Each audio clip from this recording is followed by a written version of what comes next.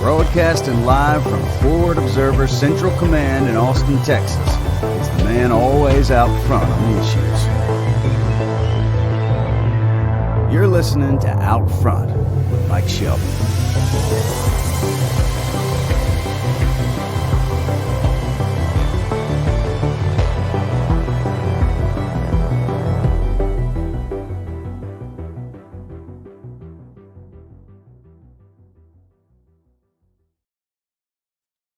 Hello and good afternoon, and welcome to Out Front, the show where we talk about intelligence, security, preparedness, creating a first world zone in a third world country, and how to win at low intensity conflict, or at least not lose. I'm your host, Mike Shelby.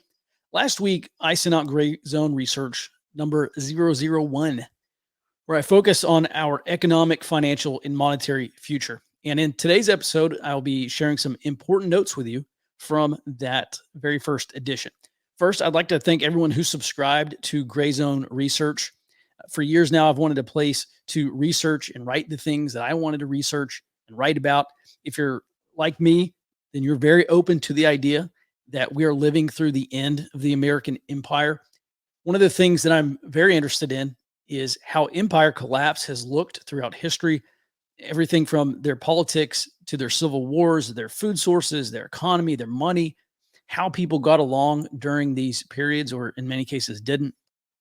This is the entire purpose of Gray Zone Research, to analyze these quote unquote fringe topics that once we learn from history, we learn really shouldn't be so fringe. Now, second, my desire to take on this project is mainly due to the birth of my son. He and his generation will inherit the problems that we're unable to solve. History does not give me a lot of hope that we will live in a time of peace. And so I ask myself, if there are decisions I can make today, are there things that I can be doing today to make tomorrow better? And I think there are. And so Gray Zone Research is my best effort to provide him, and hopefully all of us as well, another strategic advantage. Let's learn from these periods, especially the periods in modern history, in the modern era. And let's figure out how people were during those times, what happened with politics and government, and what happened to people's money, and where do they get their food, and all of those other kind of big strategic problems. Let's boil down some lessons learned, and then let's start putting into place, not just on the micro level. I'm not just talking about household preparedness. I'm talking about community preparedness. How do you get a neighborhood on board, or at least a substantial number of residents on board in a neighborhood? How can you use that and start making inroads into local politics? How do we eventually take over local politics? I mean, this really is the solution to the years and probably the rest of this decade. I think it's going to be very difficult. And let me just say this to reiterate this point about the area study. A lot of people in the preparedness community say, well, I don't need an area study because I've lived here for 20 years. I know everything about this place. Or they say, well, I don't need an area study, that I need to focus my garden. I need to keep buying guns and ammo. I just need to keep stacking up food and water. I don't really need an area study. And if your plan to survive, if the thing that you're trying to survive is a tornado or an earthquake or a hurricane or something that lasts anywhere from a few hours to, maybe a few weeks. Yeah. Having all that traditional prepper stuff is going to help you. But this is not like a few hours long or a few weeks long emergency. This is the long emergency. This is a years, maybe a decade long emergency that we are on the cusp of right now. And so you do need an area study, because the real solution is, let me rephrase this. Your metric for gauging your level of preparedness is not how prepared you are on an individual or a household level, but how prepared you are on a local level in your neighborhood, or among your neighbors, or among local government, among local law enforcement, local politics, the local economy, the local cultural and social level. How can we identify the assets and recruit them to maintain a first world zone and a third world descent, because all your freeze dried food and your AR-15s and everything else, that is not going to solve the problem that we're getting into. The solution really is at the local level. It is harnessing people power and aiming it at local problems and maintaining a first world zone and a third world descent. That is really what we're trying to do here. And so if you're like me, you agree that has to be part of the solution. That's not the only part of the solution. But really, this is what gray zone research is aimed at. Let's figure out what people went through throughout history and then figure out how to marshal local resources to tackle these problems. The issue of gray zone research number 1, which I published last Friday, is entitled Dying of Money. And that's a tribute to the 1974 book of the same name. Dying of Money compares the Weimar hyperinflation with 2 periods of inflation in the United States, the 1950s and then again the mid 1960s until 1982, the Great Inflation. This is by far the most instructive book I have read on the causes and dangers of both run-of-the-mill inflation and also hyperinflation. And given that we're currently battling with inflation and on the cusp of another global financial crisis, it seems appropriate that we start with where our money might go from here, because I think that is probably the number one question that I get in terms of preparedness is, I got money in the markets. I got whatever. I've got assets I want to protect. What do I do? So if this is of interest to you, or if you find the contents of this episode helpful, then head over to forwardobserver.com/grayzone. That's gray with an A, one word, forwardobserver.com/grayzone, and subscribe to Gray Zone Research. It's a monthly publication. This last publication, I think, was like 17 pages long. It's data heavy. I mean, it's research, and then I'm identifying lessons learned and arriving at some conclusions about how to best prepare for that. And kind of on that topic, on Friday, I'll publish a supplement to that, which is what we can do about inflation and the potential for hyperinflation. And I'm not here to give you, goldline.com/Ford Observer, get your affiliate, whatever. I don't do any of that stuff. What I really talk about is some, I think, unique approaches to inflation and hyperinflation. So that's coming out this Friday. And of course, for people who are subscribed to Gray Zone All Access, we also have a monthly conference call where I'll get on there and join everybody, and we will talk about this month's newsletter, and then also break down the ways that I think people should be preparing. And now, before we get too deep, the Gray Zone Activity Gang will be at Mountain Readiness. That is a 3-day preparedness festival running from May the 5th through the 7th. That's less than a month away now. Mountainreadiness.com. Me, Wes, a few of the other guys, the other instructors at Gray Zone Activity. I think actually Sam may be coming down for this. We are going to have our own tent. So all of our talks, we're going to give, I think, 4 or 5 talks per day. And they're hour-long talks. So 4 to 5 hours of content every single day. That's Friday through Sunday, May the 5th through May the 7th. We're going to have our own tent, so you don't have to skip around anywhere. We'd love to have everyone come out. The 4 talks, or 5 talks rather, are going to be, I'll be giving a talk on area intelligence, the typical area study talk, another on SHTF intelligence collection, how to use commercial off-the-shelf technology to spin up a local intelligence collection effort. Also, inform and influence. We're going to be talking about how to use local, I hate this word influencers, but how to find key influencers, get them onboarded to our mission of community security, and how to inform and influence our neighbors. Another big question I get is, they say, Mike, how do I talk to my neighbor? I don't want to come off as some tinfoil crackpot, but also want to get my neighbor involved in maybe an area ham radio network, or I want to, he's got kids. I want to make sure that he has enough supplies stored up for his family just in case, et cetera, et cetera. So how do we do that? How do we approach these people? How do we approach our neighbors and inform and influence them? So this is going to be a 1 hour long talk on that. Also, Wes will be teaching hardening the homestead, some practical things that you can do. By the way, he's been out at our little ranch several times, and uh, one of the things I had him do is go through our place and look at all the security vulnerabilities. So he'll be discussing that as well.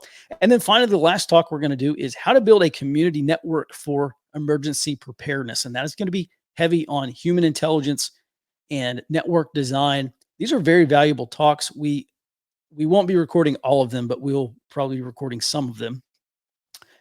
You can get tickets at mountainreadiness.com. Come on out and join us. Now, let's get into the meat of today's episode. I'm going to dive much deeper into this in a future episode. Many longtime listeners are already familiar with why I think we're living through the end of the American empire. And it's kind of funny because last year I went down to Miami to be on the Pomp podcast with Anthony Pompliano. And I laid out some reasoning for why we're living through the end of the American empire. And some of the feedback was very negative. Just with people not believing, oh, this guy, he's too extreme. We're nowhere close, et cetera, et cetera. And now you have the Saudis linking up with China, and you have French President Emmanuel Macron deferring to China and trying to chart an independent course for Europe away from the United States. And now there's a lot of talk about challengers to the US dollar as a global reserve currency. They're talking about regional reserve currencies and bilateral trade now. And all of a sudden, this end of empire concept is kind of in vogue in the mainstream media. And it's good to hear that folks are catching up to what I and several others have been talking about for a decade or so. I don't think it's imminent. This is, as we learn from history, this typically takes years, sometimes decades. But when the collapse does happen, it happens quite quickly. Now, a number of scholars on this topic have set an empire's lifespan at around 250 years on average. Sometimes empires last longer, sometimes shorter. But 250 years, or roughly 10 generations, is the rule. In May's issue of Gray Zone Research, diving into how British intelligence officer Sir John Glubb, Estonian political scientist Rain Tagapera, and Bridgewater hedge fund founder Ray Dalio all independently arrived at this roughly 250-year estimate. And we're going to use this as a metric for the American empire. Sir John Glubb's Fate of Empires, I think probably he is in a foot.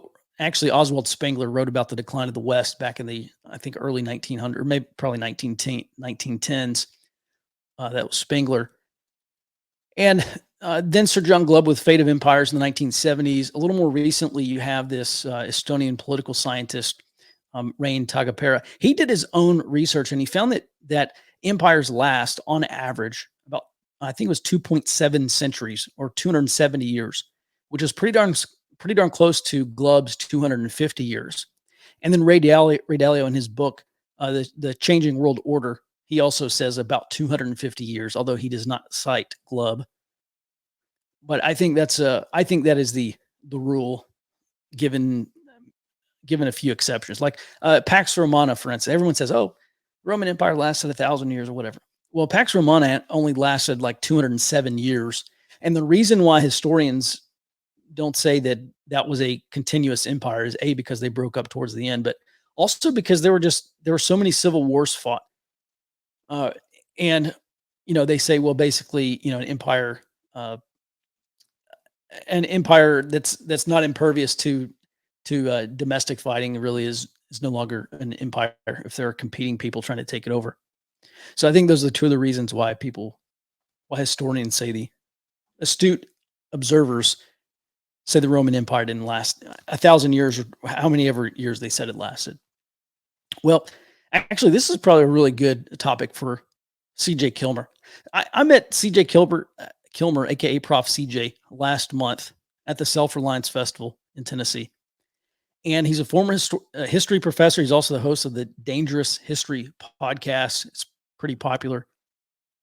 And he believes that the American Empire began in 1783 with the end of the American Revolution, and more importantly, the Treaty of Paris, which unlocked Trans-Appalachia to American expansion.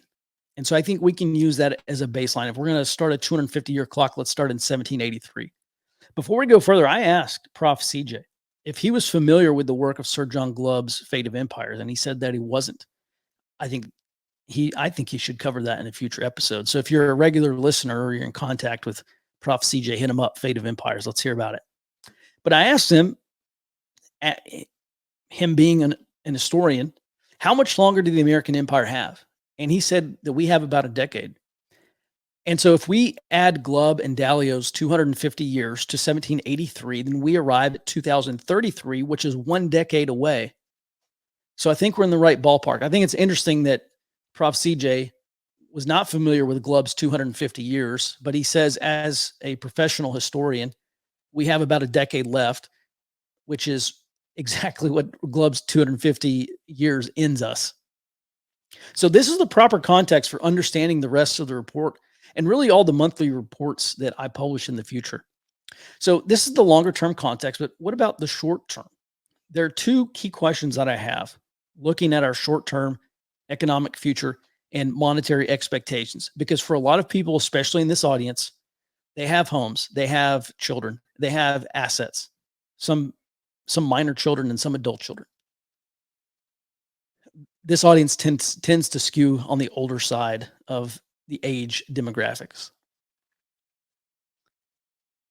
You have assets to protect. You got money in the market. You got retirements, 401ks, Roth IRAs, whatever you have. And there's a big question. How do I protect that going forward? Now, I'm not a financial advisor. This is not financial advice. But the two questions that I have I think are of utmost interest to you as well, importance, is number one, is this the mother of all debt crises, the mother of all bubbles? I think it is. And number two, is this going to be an inflationary or deflationary crisis, or could it be both?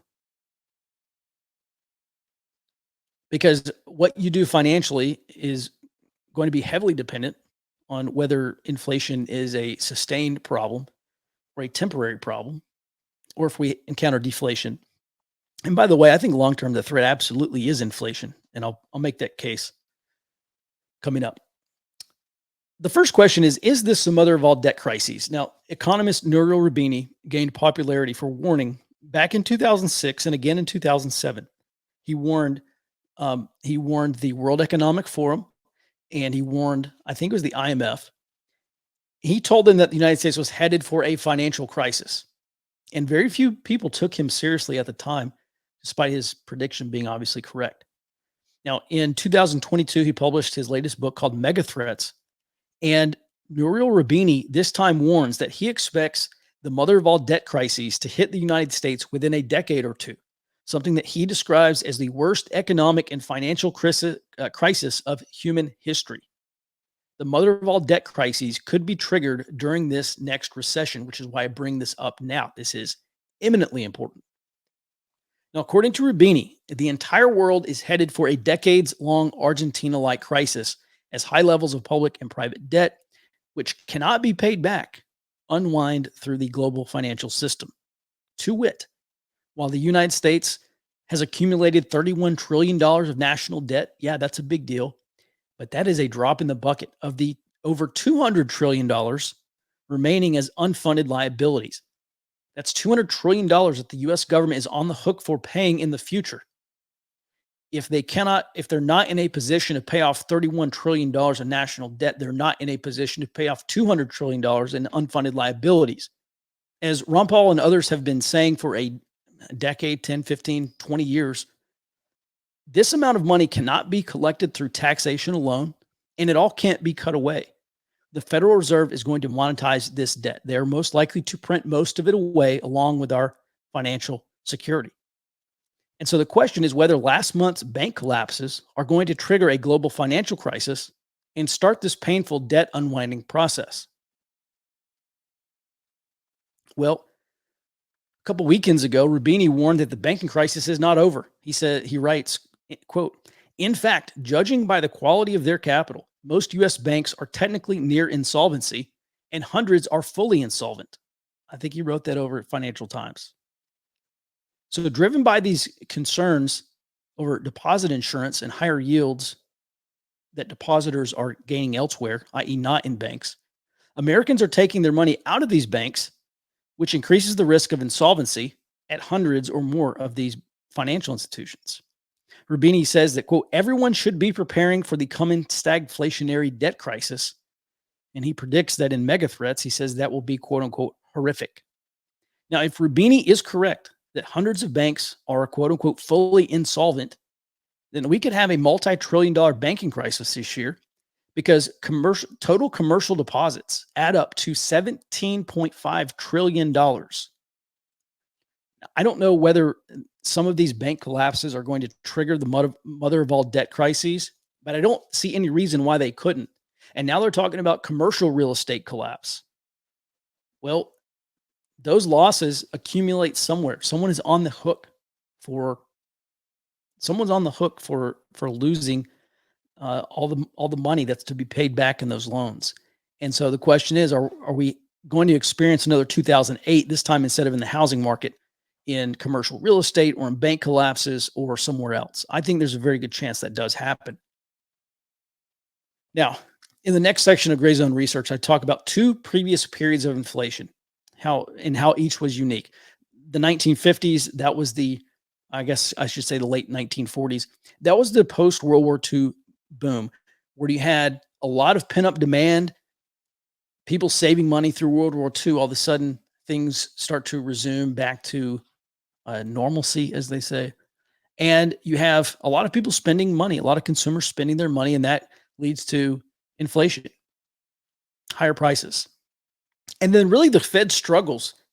It takes them over a decade to balance things out, but they struggle because you had a period of inflation and then the Fed went overboard, and then you had a period of deflation, and then they went overboard again, they overcorrected again, and then they had another period of a big inflationary spike, and then they went overboard again, and then you had a period of deflation, and it was literally like a seesaw for a decade until they finally figured it out. So that's option one, inflation followed by deflation. And then option number two is the great inflation of the mid 1960s until 1982. And there's some reasoning as to why we might actually experience deflation, something more akin to the 1950s, at least in the interim. Maybe some deflation ahead. And I lay that out in the Gray Zone Research Report. But ultimately, we're going to skip through that stuff because I don't have the charts to show you on the podcast. But ultimately, I think people need to be preparing for inflation for the rest of this decade. I would say, with the exception of maybe a brief transitory period of deflation, which I do think is possible. I think we probably will see falling prices among some sectors of goods in the months ahead. But again, ultimately, inflation is the thing that really people need to be preparing for. And this presents us a unique opportunity, because if there is a period of deflation where prices are falling, maybe below maybe to pre-pandemic levels, it is going to be a good time to buy a lot of things on the cheap before we go into a period of much higher and sustained inflation. Now, if deflation does indeed happen, that's going to be accompanied by a potentially severe recession. And I would expect if we do have deflation, the Fed is going to turn on the monetary spigots. They're going to go back to easing. They're going to go back to monetary stimulus. We may see some fiscal stimulus come through Congress, like tax cuts and stimulus payments and stuff like that. And maybe eventually they reverse deflation. But I will tell you, by far, the largest inflationary event in this scenario is probably going to be a war with China. Because between ramped up wartime spending and the cessation of trade with China, we could see prices for most or all of everything rise substantially and stay higher, not just higher for longer, but maybe higher for years or decades. Now, at least publicly, U.S. officials say that somewhere between 2025 and 2027 is likely the window for war. That could happen sooner, especially with this 3-day Chinese exercise where they blockaded Taiwan, which, by the way, Max at Ford Observer, Max Morton, has been talking about since at least December 2021, that being China's primary scenario. But if we do go to war with China, whether it's next month or in 2025 or all the way up to 2027 or beyond, we are going to have to find other sources for our filters and alternators. And I bring that up because I bought an alternator that was made in China. I had to put a new one on my truck. And all the belts and the hoses and hose clamps and fuses and electrical wires and all the other spare parts that keep tractors out running in the field, harvesting your food, and the trucks running on the road, delivering those things, and a great many more parts that keep everything in this economy functioning. We're going to have to find other sources for those things. There are current plans to quote unquote reindustrialize the United States to make more of the things that we need, which will no longer be available from China, and that's going to be costly. And maybe some of those parts come from Mexico or other Latin American countries where labor is cheaper. But this should be a highly inflationary event. And this is when possible deflation turns to very high inflation. I fully expect we see I think the inflation that we see in a war with China is going to make